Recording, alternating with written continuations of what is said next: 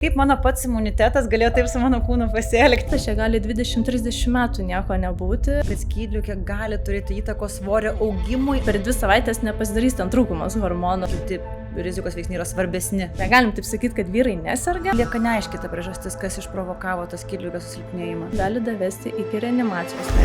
Sveiki, šiandien kabinete pas gydytoją kalbėsime apie vienas dažniausių endokrinologinių problemų. Ar tikrai dažniausiai sužinosim, galbūt aš klystu, tai apie skydliaukės patologiją. Su manim kartu yra gydytoja endokrinologė Paulina Radimonaitė. Labas, Paulina. Labas, Greta. Tai pamelavau ar nepamelavau visgi? Pasakysiu. Eigoj sužinosiu.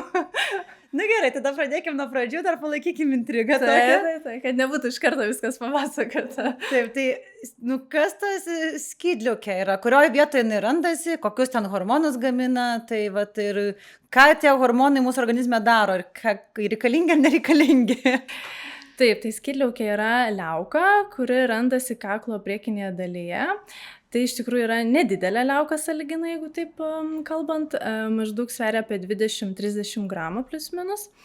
Tačiau jinai turi labai aktyvią kraujotaką, nusileidžia tik tais kepenų ir plaučių, pavyzdžiui, kraujotakai tik tais. Tai kalbant apie pačius hormonus, ką jinai gamina, tai gamina išskiria pagrindinius 2 hormonus, tai yra tiroksiną ir trijodtironiną. Tokie labai mandri pavadinimai. Taip pat dar jinai gamina kalcitoniną, tokį hormoną, kuris reguliuoja kalcio fosforo apykaitą. Tai va, kalbant apie pačią visą reguliaciją, kaip jinai veikia ir panašiai, tai turbūt reikėtų papasakoti apie pagumburio, hipofizės ir skydliaukės hormoninę ašį. Tai pagumburį ir hipofizę mes turim galvos smegenyse, visi. Tai pagumburis stimuliuoja hipofizę išskirti TTH hormoną, tokį labai svarbu. Turbūt šitą hormoną visi dauguma ir žino, kaip su skydliaukė susijusi. TTH, TSH, šitie pavadinimai. Tai šis hormonas išsiskiria į kraujotaką ir būtent stimuliuoja skydliaukę išskirti savo hormonus. Ir tada skydliaukė išskiria jau savo hormonus tiroksiną arba trijodtironiną ir tada veikia sistemiškai visą organizmą iš principo. Kalbant apie pagrindinius funkcijas, ką jinai veikia, nes tų skydliaukės receptorių, hormonų receptorių yra praktiškai visame kūne, visose organuose turbūt galima sutikti. Tai skydliaukės pagrindinės funkcijos yra reguliuoti medžiagų apykaitą, taip pat jinai reguliuoja ir termoreguliaciją, tai aktyvina šilumos išskyrimą, taip pat reguliuoja ir širdies ir kraujagyslių sistemą, reguliuoja, dalyvauja būtent arterinio kraujo spaudimo reguliacijoje, pulso reguliavime. Taip pat dar jinai prisideda ir prie virškinimo trakto reguliacijos, tai pavyzdžiui, aktyvina žarnyno motoriką. Taip pat veikia ir centrinė nervų sistema, aktyvina simpatinę nervų sistemą, dalyvauja lipidų reguliavime ir reprodukciniai sistemai. Taipogi. Čia tos turbūt tokios pačios pagrindinės, neskaitant visų kitų dar papildomų poveikių.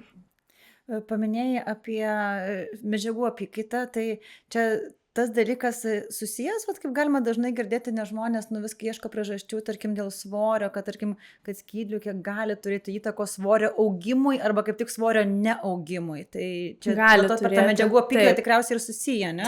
Taip, nes jinai iš principo skydliaukė kaip ir aktyvina medžiagų apykaitą. Tai tarkim, jeigu mes turime skydliaukės hormonų trūkumą, tai tada ta apykaita lėtėja, tada mes galim turėti svorio augimą.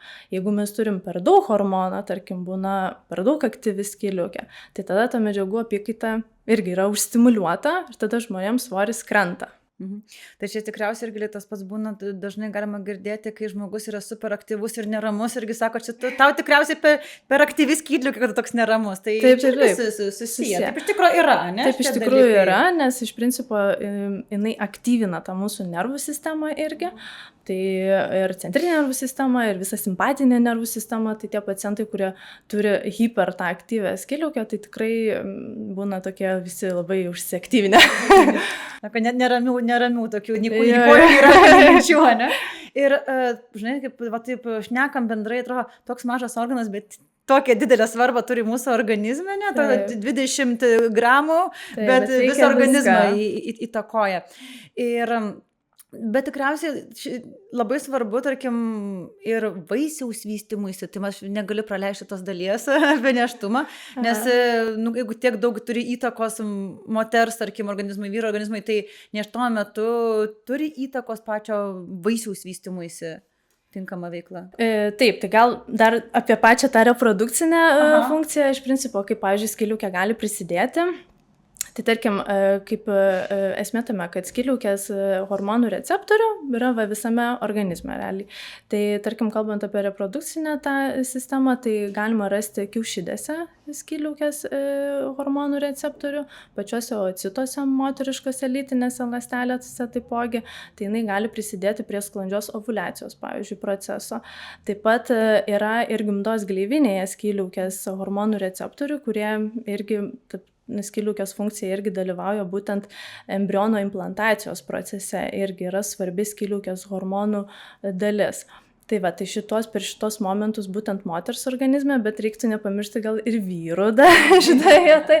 Tai skyliukės hormonai irgi dalyvauja ir spermatogenezės procese. Tai tarkim, jeigu yra pakitimų spermogramai pas vyrus, taipogi reikėtų ištirti dėl skyliukės ir įvertinti skyliukės hormonų kiekį, nes irgi prisideda prie šito proceso.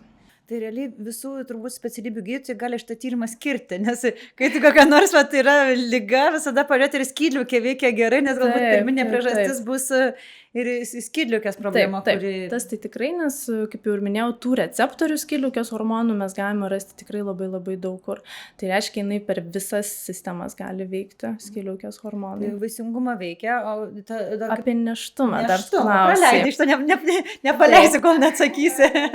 Tai apie patį nėštumą, jeigu kalbant, tai esmė tame, kad pirmam nėštumo trimestre iš tikrųjų yra labai svarbu, kad mamos kraujyje būtų užtektinai skyliukės hormonų. Todėl, kad vaisius savo skyliukės pats neturi, maždaug jinai susiformuoja tik apie 14-18 nėštumo savaitę, tai iki tol vaisius negali turėti nepasigamina tiesiog savo hormono skyliukės, tai jis gauna per kraują tik iš mamos. Tai jeigu, o šitas hormonas labai svarbus yra vaisiaus nervų sistemos vystymuisi, smegenų vystymuisi, tai jeigu, tarkim, turim kažkokį trūkumą mamos kraujyje to hormono, tai gali būti ir sutrikdyti šitą vystymąsi vaisiui, būtent centrinės nervų sistemos smegenų. Tai dėl to būtent pirmam trimestre yra labai labai svarbu užtikrinti gerą kiekį būtent tų hormonų. Dėl to tam tikrom pacientėm iš tikrųjų reikėtų ištirti skydliaukės funkciją. Bet šiaip visuotinės tokios patikros Lietuvoje kaip ir nėra nėščiųjų, kad visoms jau čia reiktų ištirti. Daugiausia reikėtų tirti tik tas moteris, kurios turi, tokius kaip rizikos veiksnius, galim tai pasakyti maždaug. Tai dabar atsakyk tą klausimą dėl to dažnumo. Tai visgi, jeigu kalbant apie tavo specialybė, dažniausiai pacientai su skydliaukės problemom visgi kreipiasi, taip, čia dažniausia problema endokrinologijai. Tai klausimas labai toksai dviprasmiškas, iš principo, kaip pasižiūrėsi šitą dalį. Jeigu taip vertinant būtent kaip konkrečiai kažkokią vieną ligą, tai ne, tada dažniausia liga yra antro tipo cukrinis diabetas. Jeigu taip žiūrint, šiaip ir visam pasaulyje ir Lietuvoje lygiai tas pats, bet jeigu mes vertintume bendrai, tiesiog skydliaukės ligos, tai būtų ta pati hipotirozė, ta pati hipertirozė, skydliaukės mazgai, įvairūs tiroiditai ir panašiai, visus vieną katilą, jeigu sumestumėm, tai tada taip, skydliaukės ligos būtų dažnesnės, pirmaujančias, nes, tarkim, pagal 2023 metų duomenis Lietuvoje maždaug skydliaukės ligomis serga apie 250 000 žmonių, o, pavyzdžiui, antro tipo diabeto yra apie 150 000. Maždaug tokie skaičiai fiksuoti. Ar yra kažkoks pasiskirstimas pagal amžių, kad kažkokiam grupėm žmonių labiau būdinga skydliaukės ligos arba kažkokia rūšis skydliaukės ligų, negu kitos, ar čia amžiaus nelabai yra kiti rizikos veiksniai yra svarbesni? Jeigu vertinant taip rizikos veiksnius, tai pagrindinis rizikos veiksnys yra moteriška lytis. Tai iš tikrųjų moterim nepasisekė šitoje vietoje, nes moteris nuo 7 iki 10 kartų dažniau serga skydliaukės ligom negu vyrai. Aišku, negalim taip sakyti, kad vyrai neserga, vyrai irgi serga, nes vyrai irgi turi skydliaukę, tai jeigu jie turi organą, jie irgi gali turėti tas ligas, bet šiaip moteris tikrai žymiai dažniau serga šitomis ligomis ir moteriška lytis yra iš tikrųjų kaip rizikos veiksnys sirgti skydliaukės ligom. Dar vienas pagrindinių rizikos veiksnių yra paveldimumas. Tai jeigu mes šeimoje, pavyzdžiui, turim sergančių skydliaukės ligomis, tai tikrai mes galim paveldėti tą polinkį sirgti vienokią ar kitokią skydliaukės patologiją ir tada tai yra irgi kaip rizikos toks veiksnis, nes apskritai skydliaukės ligos labai susijusios su paveldėjimu yra. Tai va, tai tie tokie du pagrindiniai moteriška lytis, paveldėjimas būtų. Dar būtų turbūt, išskiriama, jeigu, tarkim, yra jodo trūkumo zonos, pavyzdžiui, regionai tam tikri. Lietuva priskiriama kaip prie mažo trūkumo jodo zonos, kaip sakant, tai pas mus to gal antiek nėra išreikšta, bet tarkim kitose šalyse galim sutikti didesnį tą trūkumą rasti, tai tenais tikrai būna tas vadinamas striuma, tas gužys, skydliaukė išdidėja dėl jodo trūkumo, pas mus kitos priežastys daugiau. Ir dar turbūt gal toks kaip rizikos veiksnis, tarkim, yra vyresnis amžius. Tai jeigu vyresnių žmonių tarpe, tikrai skydliaukės ligos yra žymiai dažnesnės. Ir dar toksai gal toks labai jau retesnis gal kaip rizikos veiksnis, tai galėtų būti galvos ir kaklo spindulinė terapija, tarkim, pacientai, kurie yra po įvairių onkologinių susirgymų ir gavę spindulinę terapiją būtent į kaklo ir galvos sritį, tai jie irgi turi didesnę riziką sirgti skydliaukės ligomis. Žinai, mes dabar tai bendrai kalbam apie tas skydliaukės ligas. Norisi gal kažkiek susiaurinti, kad jau biškai taip eiti tiksliau, nes visgi, kaip ir tu minėjai, kad yra tam katile labai daug skirtingų rūšių. Tai galbūt prabėkim bent tokius pagrindinius dalykus, simptomus, gydymą ar priežastis atskirų grupių. Tarkim, pradėkim nuo skydliaukės nepakankamumo, nuo tos hipotirozės, kitaip vadinamos. Tai ar tie rizikos veiksniai, kuriuos tu išvardinai, jie išlieka tie patys, ar čia jau dasideda kažkokių dar papildomų, kas gali sukelti hipotirozę? Tai jeigu kalbant apie hipotirozę, tai hipotirozė, dar labai šiaip skaidosi, nes yra priežasčių labai daug ir yra ten tų hipotirozės, pirminė, antrinė hipotirozė ir visa kita. Tai tarkim pagrindinė, jeigu tai priežastis yra autoimuninis tiroiditas, tas Hashimoto, būtent tas tiroiditas, tai pagrindinė turbūt, nežinau, didžiąją dalį tikrai hipotirozės priežasčių, kaip sakant. Tai jeigu apie Hashimoto tą autoimuninį tiroiditą, tai tikrai lieka tos moteriška lytis ir paveldėjimas, nes dažnai manęs pacientai klausia, tai dėl ko man čia dabar šitas autoimuninis susirgimas, tai iš principo tikrai pirmoje vietoje yra paveldėjimas, todėl kad tikrai dažniausiai aš klausiu, visi endokrinologai per konsultaciją mes klausinėjom, ar nėra šeimoje kažkas sergančių būtent skydliaukės ligom ir dažnai būna taip, yra, nes, iš tikrųjų, paveldėjimas labai daug lemia šitoje vietoje, o dėl ko, pavyzdžiui, atsiranda ta autoimuninė liga, iki galo nėra aišku. Bet būtent hipotirozės pagrindinė priežastis dažniausiai yra tas Hashimoto tiroiditas vadinamas. Jeigu ten giliau einant, tai yra dar įvairių tiroiditų formų, pogimdyvinis tiroiditas, pavyzdžiui, pogimdyvinis ir to čia aktualesnė tema. Tai tarkim, pogimdyvinis tiroiditas irgi turi savo įvairias fazes, jis gali pasireikšti per pirmus metus po gimdymo, tai iš pradžių lyg tai turim daug hormono, bet paskui gali pereiti į tą trūkumą, į tą hipotirozę vadinamą. Tai tada jau irgi yra skiriamas gydymas ir, pavyzdžiui, būna kartais, kad pirmi metai po gimdymo vėliau kaip ir susikoreguoja skydliaukės funkcija, bet gali ir išlikti ta hipotirozė, trūkumas būtent to hormono. Bet čia gal toks retesnis dalykas. Na ir dar yra ten tų visokių retesnių dalykų, kaip centrinės kilmės, antrinė ta hipotirozė būtent dėl hipofizės jau problemos. Mes turim centre problemą, tai būtent hipofizėj, ten, kur reguliuojamas būtent centras, kaip sakant, tų visų hormonų. Tai būna tas centrinės kilmės. Bet šiaip, sakau, dažniausiai tai tikrai yra autoimuninės ligos, autoimuninis tas tiroiditas. O dažnai būna, kad priežastis būna tokia, neaiški, tu kaip ir turi tą skydliaukės nepakankamumą, bet, kuri ta priežastis atėjo, ar ta autoimuninė, tai ten pogimdyvinė, kad, lieka neaiški ta priežastis, kas išprovokavo tą skydliaukės susilpnėjimą. Būna. Būna. Visada ta medicinai būna, net tokių, kur idiopatinės kilmės vadinamas, neaišku.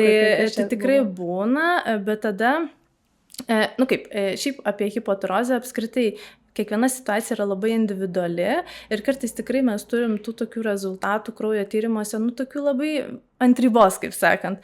Visiškai tokių paribinių, vos, vienas TTH, vos yra nenormai, o, pavyzdžiui, kiti skydliaukės hormonai kaip ir geri. Tai tokia vos paribinė situacija tai ir, pavyzdžiui, antikūniai neigiami. Tai mes negalim to net autoimuninio proceso nustatyti, bet, tai tada sprendžiam individualiai, žiūrim, ar pacientas, kaip sakant, turi savo kažkokių klinikinių požymių būdingų hipotirozį, kaip jaučiasi, kokia savijauta, ar planuoja nėštumą ar neplanuoja nėštumą, nes tada irgi yra, kaip ir atskiras vertinimas. Tai tų kriterijų, kaip sakant, gydyti, negydyti yra labai labai daug ir kiekvienas sprendimas yra labai individualus iš tikrųjų šitoje vietoje. O autoimuninis, tarkim, dar grįžtant, tai ar dažnai pastebi, kad, tarkim, jeigu tai būna autoimuninis tiroiditas, kad, tarkim, žmogus gal turi ir kitų autoimuninių, tarkim, problemų, kažkokių odos, reumatoidinių, galbūt kažkokių reumatinių tų ligų kažkokių. Būna, kad kartais... Taip, tikrai būna ir yra net ir pastebėta. Šiaip dažniausia autoimuninė liga apskritai pasaulyje ir yra autoimuninis tiroiditas iš tikrųjų. Bet dažnai daug yra susietų tam tikrų irgi patologijų kitų autoimuninių. Pavyzdžiui, pirmojo tipo cukrinis diabetas irgi yra labai dažnai nustatomas irgi kartu ir su skydliaukės patologija, su autoimuniniu tiroiditu skydliaukės. Tai jie, tarkim, jeigu nustatom naują pirmojo tipo cukrinį diabetą, tai tikrai labai dažnai ir skydliaukę pasižiūrim, todėl kad labai dažnai jos eina kartu. Arba dar būna iš endokrininių ligų, jeigu taip kalbant, tai tarkim antinksčių nepakankamumas, Adisono liga tokia yra, tai jinai irgi labai dažnai kartu būna ir autoimuninis ir skydliaukės uždegimas, tas vadinamas irgi tiroiditas. Tai arba reumatoidinis artritas irgi dažnai turi kartu sąsajas irgi su būtent ir skydliaukės autoimuninė liga, arba dar celiakija, pavyzdžiui, iš tikrųjų celiakija kartu su autoimuniniu skydliaukės susirgimu irgi labai dažnai gali būti kartu. Tai tarkim, jeigu yra tam tikrų simptomų iš virškinimo trakto, yra dažnai geležies stoka nustatoma, pavyzdžiui, tai tikrai reikėtų ištirti ir dėl celiakijos, jeigu jau mes turime autoimuninį tiroiditą nustatytą.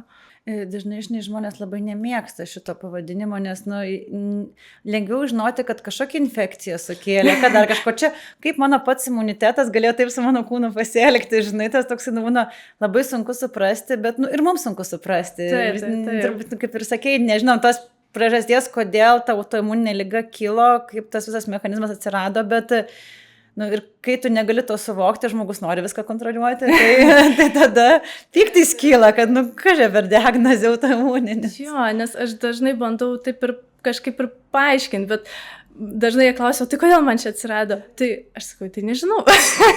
Nes niekas nežino, mokslas nežino. Jo, mokslas nežino, niekas nežino, nėra iki galo ištirta, dėl ko. Tai sakau, yra paveldėjimas, o dėl ko užsiveda tas automatinis toks procesas, būtent iki galo niekas nežino. Ar tai yra susiję kažkiek su infekciniam persirtom ligom, ar su kažkokiais didesniais stresais, kažkas tiesiog užveda tą procesą. O, tarkim, galvojant, tas autoimuninis, tai kas ten vyksta, ten naikinamas kažkokios ląstelės, ar jų veikla stabdoma kažkaip, kas vyksta to proceso metu skydliaukėj, kodėl jos veikla sutrinka?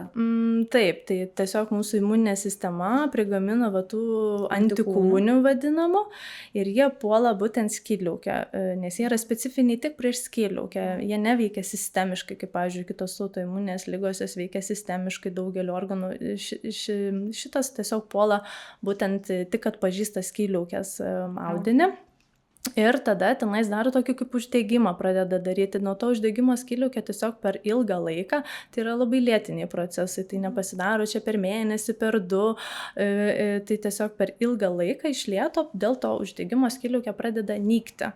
Jinai tiesiog pradeda mažėti, nykti, nes audinys yra žeidžiamas per eilę metų ir tiesiog jinai pradeda po truputį trauktis. O kai jinai pradeda trauktis, tai jinai tiesiog nebepajėgi pagaminti to hormono tiek, kiek reikia. Dažniausiai eina į tą hipotirozę, vadinamą į tą trūkumą hormono. Ir dėl to tada reikia skirti gydymą iš principo, nes jų skydliaukė nebepagamins normaliai hormoną, nes jo struktūra pakitusi, jau viskas. Tai šitas procesas yra labai labai lėtas. Dažnai manęs klausia, tai kaip čia dabar, o ten pasižiūriu, tai ten, jau matosi, kad tikrai procesas kokį 10-15 metų vyksta. Ir aš jam pasakau pacientam, tai čia kokį 10 metų jau jums. Tai jie visi labai būna nustebę, tai kaip čia nieks man nieko. Tai esmė tame, kad, pavyzdžiui, tų antikūnių mesgi jų nejaučiam. Tai jie pradeda gamintis, neaišku, kada jie užsivedė tas procesas. Mes negalim pasakyti, kada prasidėjo visas šitas dalykas, nes tiesiog mes jų nejaučiam. Tų antikūnių mes turim organizme tūkstančiais. Tai mesgi jų nejaučiam, ne vieno to antikūnio, kuris cirkuliuoja kraujyje. Tai lygiai taip pat ir šitų antikūnių mes jų nejaučiam. Tiesiog prasideda simptomai tik tada, kai pradeda sutrikti pati funkcija skydliaukės. Tada galim turėti klinikinius požymius. Tai čia tikriausiai dėl to yra tas priežastis, kai, tarkim, nustatot autoimuninį tiroiditą, jeigu tai yra pati pradžia, dar tiroksino, viskas bus normalu, dar nebus hipotirozės. Tai dažnai... Žiūrint, kurioje stadijoje nustatytas tas autoimuninis, nesakau, kartais būna, kad jau ten pasižiūri ir ateina jau su blogais tyrimais, tai tarkim labai labai blogais tyrimais, su visiškai dekompensuota jau situacija. Jo, aš čia gal labiau apie tą atveju, kai būna pacientų, kur paklausia, ar turite kažkokių ligų, dažnai būna, kad turiu autoimuninį tiroiditą, bet tiroksiną dar negeriu. Tai supranti, kad dar tikriausiai yra ta pati autoimuninio proceso pradžia, kad dar skydliaukė dirba normaliai, kompensuoja, dar jos veikla nėra sutrikdyta, ne? Tai ir čia tikriausiai, žinai, tas žmogus sako, tai sustabdykit.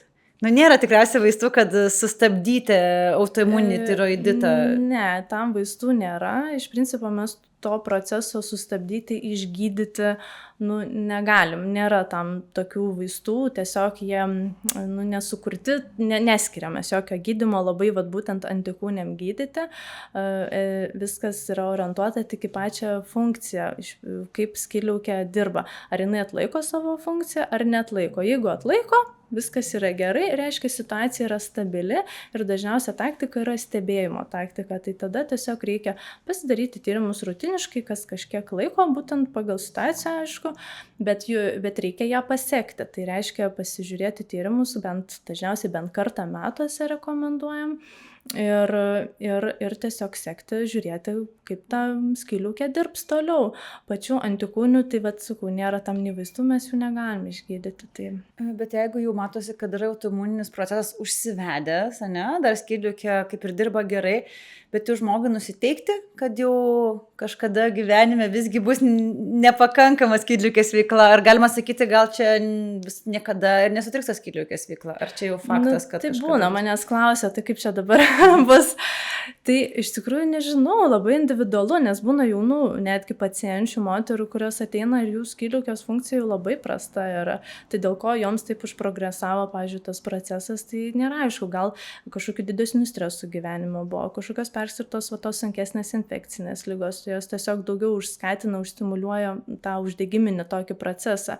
Gali būti tokia viena iš teorijų, tarkim, bet gali būti, kad ten tiesiog viskas yra kaip ir neblogai dar, tiesiog antikūniai padidėja, bet turim gerą skydliaukės funkciją. Tai tas procesas, jisai labai lėtas, čia gali 20-30 metų nieko nebūti ir nereikės jo gal jokio gydymo. Bet, kaip, dažniausiai vis tiek būna. Dažniausiai, vis tiek, ten po kokių 20-30 metų to proceso, tas audinys vis tiek kažkiek, pasižeidžia, tai dažniausiai eina į tą trūkumą, bet tas, sakau, čia gali būti labai labai dar negreitai. Tai Čia, žinai, labai, turbūt, kai yra akivaizdu, labai paprasčiau, nes kai, tarkim, man dažnai, tarkim, pas savęs specialiai pasitaiko tų tokių kaip odos, tarkim, genitalijų srity irgi autoimuninės kilmės ir moteris dažnai sako, kad, vat, sustresavau ar dar kažką ir, vat, iš karto bėrimas suintensyvėjo arba atsirado tas bėrimas būtent streso metu. Skydliukė tu to nematai, žinai, nes tu nematai skydliukės, kad ir galbūt vyko kažkoks stresas ir tas autoimuninis procesas suaktyvėjo ir gal pablogino tą, laikinai skydliukės veiklą, gal paskui vėl aprimo, žinai, kai stresas nuėjo ir taip laikui bėgant vis po truputį ta liga gal ir eina į priekį. Nu gerai, daug dėmesio autoimuniniam tiroiditui, tai fainai, kad mes prie jo priėjom. Tai dabar, jeigu visgi tas skydliukės veikla sutriko, mes turim tą skydliukės nepakankamumą, tą hipotirozę, ką žmogus gali jausti tokiu atveju, kokia simptomatika dažniausiai?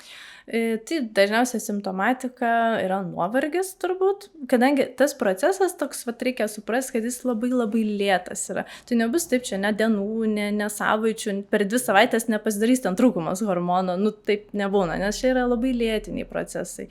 Tai dažniausiai būna, kad po truputį pradeda tą nuovargį jausti, nėra jėgų, bendras silpnumas, gali būti plaukų slinkimas, gali būti odos sausumas, nagų toks kaip lūžinėjimas, gali būti, kad tokia vangesnė nuotaika, kaip sakant, tokia liūdnesnė.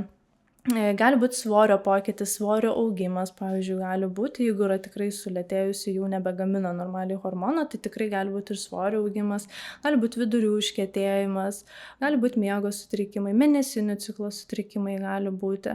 Tai tų simptomų yra labai daug, o jeigu mes turim visiškai tokią kaip jau dekompensuotą vadinamą hipotirozę, kai tyrimai yra tikrai labai labai blogi, tai gali būti ir viso kūno tinimas, veido tinimas, tokia net pulsas sulėtėjo, kraujospūdis pasikeičia, toks visą laiką tas žmogus gali miegoti, toks labai labai, bet čia jau labai jau kraštutiniai. O šiaip dažniausiai tai aišku nuovargis, svorio pokyčiai, gali būti plaukų slinkimas, odos tie sausumai, vidurių užkietėjimai, tai tokie dažniausiai.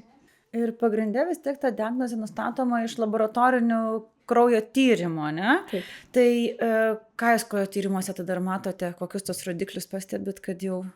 Tai pagrindinius atliekam 3 hormonus, yra 3 pagrindiniai hormonai, tai TTH, FT4, FT3 tie vadinami. Tai visa ta hormoninė skydliaukės ašis, nuo hipofizės iki pačios skydliaukės.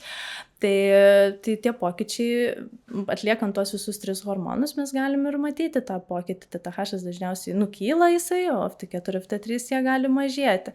Tai ir jeigu mes turim tokį vaizdą, ir aišku, tada žiūrim priežastį dėl ko. Tai priežasties patikslinimui dažniausiai rekomenduojam antikūnius tos pasidaryti ištirti dėl autoimuninės ligos, nes tai yra dažniausia priežastis sulėtėjusios skydliaukės. Tai tada atliekami dar ir antikūnių titrai, kaip sakant. Dar priedo toks kaip vienas iš pagrindinių tyrimų yra ir ultragarsinis skydliaukės tyrimas. Tai ultragarsinių skydliaukės tyrimo metu mes nediagnozuojam, kaip sakant, autoimuninio proceso to, bet mes galim jį įtarti, nes yra labai specifiniai požymiai, vaizdas pasikeitęs, struktūros pokytis būna, kurį galima matyti ultragarsu. Tai būna tada irgi jau, kaip sakant, įtariam jau tą priežastį ir patvirtinam, pavyzdžiui, autoimuninį procesą, antikūnių tyrimus atliekam. Nustačius šitą ligą, gydymas tai tiroksino tiesiog skirimas, ar dar kas dar? Taip, tai kaip ir minėjau, gydymo taktika yra individuali. Tai jeigu mes neturim labai jau ten dekompensuotų tų rodiklių, labai blogų, blogas yra, jeigu TTH virš 10, tarkim. Tai tada, jeigu yra virš 10, tai tada jau yra skiriamas gydymas tiroksinu. Jeigu yra ta tarpinė zona, tai tada jau yra individualu, ar pacientas turi klinikinių požymių, kaip jo savijauta, ar jisai turi tų išreikštų kažkokių nusiskundimų, nes tikrai būna, kad ir šeimos gydytojai atsiunčia radę ten TTH padidėjimą, tarkim, bet pacientas sako, aš nežinau, dėl ko mane atsiuntė, aš gerai jaučiuosi, man nėra jokių simptomų visiškai, tai mes gydom pacientą, o ne kraujo tyrimą. Tai jeigu pacientas neturi visiškai jokių simptomų, tai mes paliekam tiesiog stebėjimui. Labai rekomenduojam rekomenduojam tada pavartoti, pavyzdžiui, seleną. Selenas labai tinka, jis toks, kaip sakant, yra vienas iš daugiausiai ištirtų ir įrodymų turinčių tokių kaip mikroelementų, kurie padeda skydliaukei geriau funkcionuoti, kaip sakant, ir biški veikia būtent tą patį ir autoimuninį procesą. Tai būtent visada rekomenduojam seleno, pavyzdžiui, pagerti, pasižiūrėti ir pasekti tą situaciją šiek tiek dažniau, ne po metų, pavyzdžiui, po 3 mėnesių sugerus seleno kursą ir pasižiūrėti. Tai selenas vienas iš pagrindinių tokių kaip gydymo, tokių kaip prevencijos, gal taip galiu geriau pasakyti, ne gydymo, bet tokio profilaktikos, būtent, kad ta skydliaukė kuo ilgiau galėtų gerai dirbti, kad galėtų išlaikyti savo funkciją gerą, tai selenas yra pirmoje vietoje. Dar būna rekomenduojam, pavyzdžiui, cinką irgi tinka, taip pat labai svarbus vitaminas D šitoje vietoje, nes jisai irgi turi skydliaukė irgi to vitamino D irgi receptorių ir irgi tą imuninę sistemą veikia, tai vitamino D kiekis geras kraujyje irgi labai yra svarbus šitoje vietoje, tai vitaminas D visada būna irgi rekomenduojamas. Žuvų taukai daro ką nors įtako kokią? Taip, Nes čia tai toks, sakau, žuvų taukai nuo gimimo iki senatvės dažnai būna. Tai tos omega-3 irgi galima vartoti, nes iš tikrųjų jie irgi veikia kaip ir prieš uždegimiškai, tai tinka irgi rekomenduojam. Tai tuos visus tokius galima, bet visus kitus papildus, kurių dabar visi labai įvairiai vartoja visko, tai, žodžiu, reikėtų tada jau individualiai spręsti klausimą ir ateiti konsultacijai pasitarti tiesiog. Bet taip, yra tų papildų tam tikrų, kuriuos galim rekomenduoti. Čia, žinai, dažnai tada dar būna į tą kompleksą labai tinka gerai miegoti, nestresuoti, ne? Kad autoimuninio proceso neskatinti, tai viskas labai tinka. Ir šitas reguliariai sportuoti, vaikščioti grynam ore, užsiimti meditaciją, psichoterapiją, visą tą puokštę, kurią gali kiekvienam tikriausiai rekomenduoti. Skydliaukei tikrai blogiau nebus. Čia visiems šitas tinka. Skydliaukei jūsų padėkosiu, gaus iš tos dalykus pridėsiu dar prie gydymo. Taip. Kaip ir aišku, dar toks, turbūt gal klausimas pabaigai apie tą hipotirozę, tai pereisim prie tos jau turbūt suaktyvėjusios skydliaukės veiklos, negydoma liga. Turi kažkokių tai didelių komplikacijų, jeigu žmogus ignoruoja, sako, kad negersiu, aš turiu su vaistų, tenai skydliaukė visai tų hormonų nebegamina, šiaip kažkokių didelių problemų kitom organų sistemom gali būti, jeigu žmogus ignoruoja savo ligą. Taip, tai aišku, jeigu visiškai, yra labai jau bloga situacija, reikia tikrai gerti vaistus ir būna pacientų, tikrai yra ir mano pacientų tokių tarpe ateina, kur, tarkim, jie negeria vaistų ir jų situacija yra visiškai dekompensuota, tai tikrai, taip niekas nepataria, reikia, jeigu yra skiriamas gydymas, reikia jį vartoti, bet jeigu negeria vaistų, tai gali, organizmas tiesiog dekompensuoja ir širdies ir kraujagyslių sistema dekompensuoja, jis visas ištinės vaikšto, kraujospūdis žemas, pulsas žemas, tokia situacija gali davesti iki reanimacijos netgi, todėl visiškai dekompensuotų tų hipotirozių be vaistų negalima taip daryti, privaloma. Jeigu yra labai rimta situacija, tikrai ta skydliaukė visiškai negamina hormonų, tai tiesiog privalomas gydymas, kad nepakenkt savo.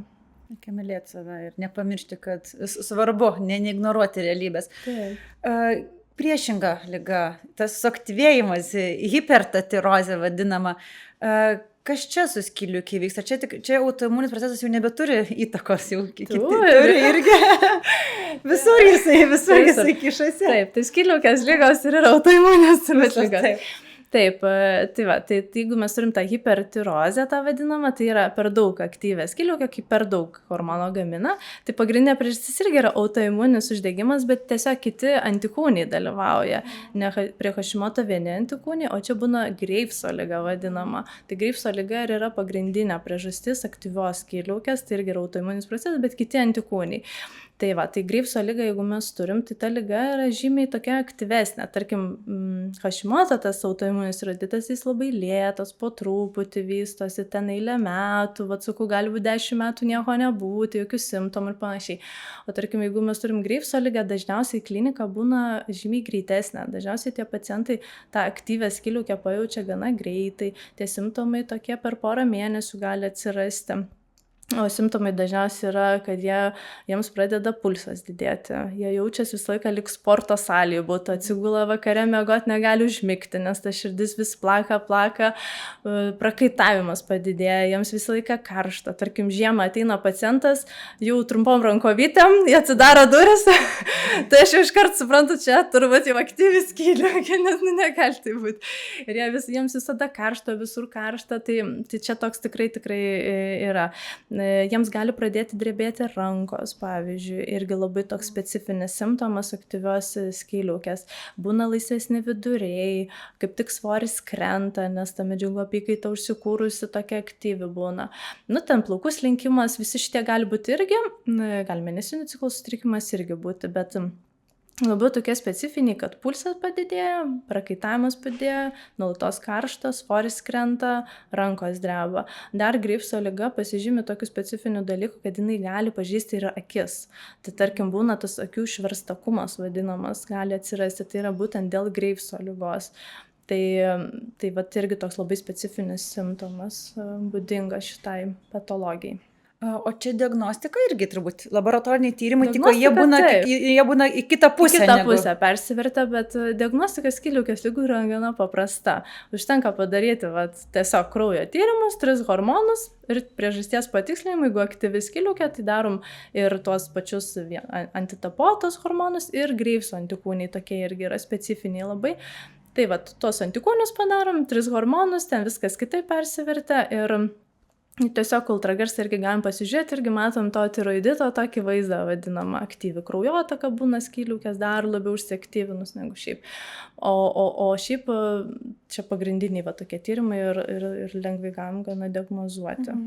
O kaip šita liga gydoma? Tikriausiai tie tokie šalia einantys veiksniai, tai skydliaukės veiklai tinka, tarkim, taigi tie selenai, cinkai, ar čia jau jie jau nebetinka tie visi? Čia tiek daug duomenų nėra. Jeigu, tarkim, turim tą į akis tą Greivso ligą, tai dar tikrai selenas irgi tinka, yra visai rekomenduojamas, yra tyrimų duomenų, kad gali irgi mažinti kažkiek tos antikūnius Greivso, bet šiaip taip labai jau, kad būtų selenas čia toks jau pagrindinis, kaip sakant, kaip prie Hashimoto, tarkim, kur tikrai visai gerai.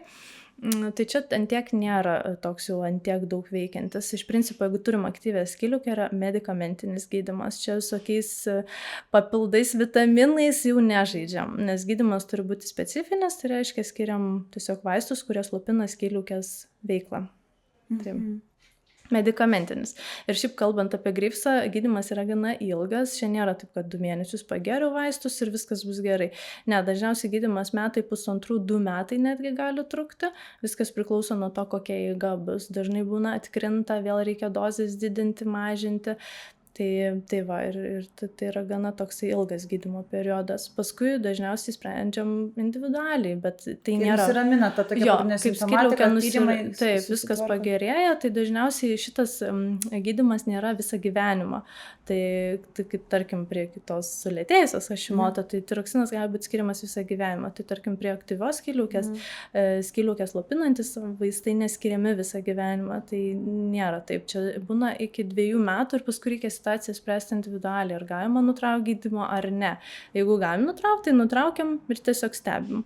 Jeigu ne, tai tada reikia jau turbūt skirti stipresnį, radikalesnį gydymą. Tai yra, pavyzdžiui, gydymas radioaktyvių jodų arba netgi operacinis gydymas gali būti. Tai čia, kokios čia galimos komplikacijos, jeigu žmogus ignoruoja ligą? Pagrinde tai turbūt ir širdies ritmo sutrikimai gali būti, nes kadangi labai užkelia pulsą, tai tikrai prie aktyvios skydliaukės pagrindinis turbūt, jeigu negydytos skydliaukės, kaip sakant, toks sutrikimas yra širdies ritmo sutrikimai, tai jie vis tiek atsiduria ligoninėj, taip ar kitaip. Ir dažnai būna netgi, pavyzdžiui, kad per širdies ritmo sutrikimą jie sužino, kad skydliaukės turi problemą, nes kardiologai dažniausiai padaro skydliaukės hormonus. Jeigu pirmą kartą žmogus sutriko širdies ritmas, tai yra tyriami skydliaukės hormonų tiesiog rodikliai. Ir tarkim pamato, kad aktyvi skydliaukė, tai jau tada pas endokrinologą. Supratau. Gerai, o dabar įvairiausi dariniai, tie vadinami, kur dažnai tas skamba, žmonės klausia, kad tai gužys, tą tokį terminą. Aš manau, kad mes jau nuo senelių laikų apie gužį esam kažką girdėję, bet gal ne visada suprantam, kas tai yra. Tai tiesiog kaip skydliaukės padidėjimas, galima taip sakyti, bet yra mazginė striuma Striuma? Aha. vadinama, ir tiesiog difuzinė, tai difuzinė, tarkim, gali būti dėl to autoimuninio proceso, o mazginė, tai dėl mazgų padidėjusi skydliaukė, striuma, gužys. Bet gali būti, kad yra tas kažkoks mazgas, padidėjimas, bet skydliaukė, tarkim, nėra tos kažkokios ligos, jokios.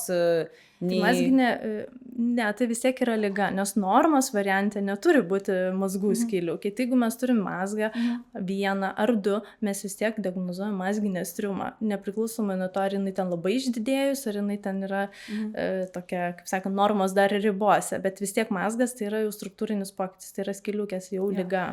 Čia gal labiau kalba, tarkim, gali būti, kad yra mazgas, bet skydliaukės ta funkcija, turiu minėti, sutrikusi, kad nėra nei hipotirozės, nei hipertirozės, kad turime tą mazgą, kaip ir matoma struktūriškai jisai yra, bet nėra tos hipofunkcijos arba hiperfunkcijos. Taip, tai tikrai labai dažnai tai būna, kad yra mazgų, yra struktūrinis pokytis, bet pati funkcija visiškai nenukentėjus dėl to ir skydliaukė dirba absoliučiai gerai. Tai tikrai dažnai būna, kad pacientai sako, tai aš visą laiką darydavausi kraują ir man nieko nerasdavo. Tai čia visiškai nesusiję, tai visiškai gali būti, kad hormonai geri, bet mes turim mazgus skydliaukė ir netgi, pavyzdžiui, labai didelius mazgus. Tai visiškai gali būti gera funkcija, tai gali būti visai nesusiję, kaip sakant. O dažnai, nebūtinai, kad dažnai, bet kaip atskirti arba kaip įtarti, kada tas mazgas jau yra gerybinis, kada jau onkologiniai dalykai, nes dažniausiai žmonės, kaip pasakai, darinys, tai visus darinius su onkologina galvoja, kad visi dariniai yra onkologiniai ir žmonės labiausiai bijo onkologijos. Taip, natūralu. Tai taip, jeigu pasakai, kad yra darinys. Esmė tame, kad ultragarsinis tyrimas yra labai informatyvus mazgų diagnostikai. Tai mes atlikdami ultragarsinį tyrimą galime įvertinti to mazgo būtent piktybiškumo požymius. Ar jų yra, ar jų nėra. Tai tarkim, jeigu mazgas neturi jokių piktybiškumo požymių, tai jisai potencialiai tikrai yra gerybinis, nes iš tikrųjų yra taip, kad 90–95% mazgų yra gerybiniai. Ir tų piktybinių yra nustatoma tik 1–2% iš visų mazgų. Tai yra labai mažas kiekis. Tai dėl to yra taip, kad nustačius kažkokį darinį, mazgą, skydliaukė, niekas nepuola operuoti ar ten kažkaip labai gąsdinti, nes virš 90% mazgų yra gerybiniai. Todėl dažniausiai yra tiesiog vertinama ultragarsu, ar jisai turi kažkokių požymių ar neturi. Jeigu jis neturi tų požymių, paliekam stebėjimui. Stebėjimo taktika yra dažniausia turbūt mazgų tokia kaip sekimo dalykai, kaip sakant. Ir dar tikriausiai, kad ir netgi įtarame kažkokie blogesni požymiai, irgi ne nuo operacijos pradedama, bet biopsija yra atliekama, kad patikslinti. Jeigu mazgas turi kažkokių piktybiškumo požymių, jie yra ultragarsu mūsų reglamentuoti, kaip sakant. Tai mes jas žiūrim ir jeigu turi mazgas piktybiškumo požymių ir atitinka dydį tam tikrą, nes labai maži mazgai, kad ir yra kažkiek turi tų piktybiškumo požymių, vis tiek jos reikia stebėti, bet tada gal dažniau pasiekti. Bet tarkim, jeigu jisai ir atitinka dydį ir turi piktybiškumo požymių, siunčiam biopsijai. Taip, yra atliekama biopsija, kuri yra visiškai tokia nesudėtinga procedūra, nereikalaujanti specifinio pasiruošimo, operacinės ten tokios aplinkos. Tiesiog paprastai ultragarso kontrolė yra paimamas adatėlė mėginukas iš to mazgo ir tyriamos ląstelės, kokios yra tame mazge. Ir pagal tai toliau sprendžiama, ar reikia operuoti, ar galim toliau pasekti, pastebėti. Žiūrint, koks atsakymas. Ar būna situacijų, kai, tarkim, dideli mazgai, atrodo gerybiniai, netgi galima vizualiai matyti, tarkim, išoriškai, kad yra kažkoks guzas kakle ir kad norėtų žmogus sakyti, man negražu, aš noriu šalinti tą mazgą dėl to, kad nepatinka, negražu arba bijo, kad kažkada nesupiktybės. Tokia taktika yra daroma ar dažniausiai atkalbinėjant žmogų, kad negerai?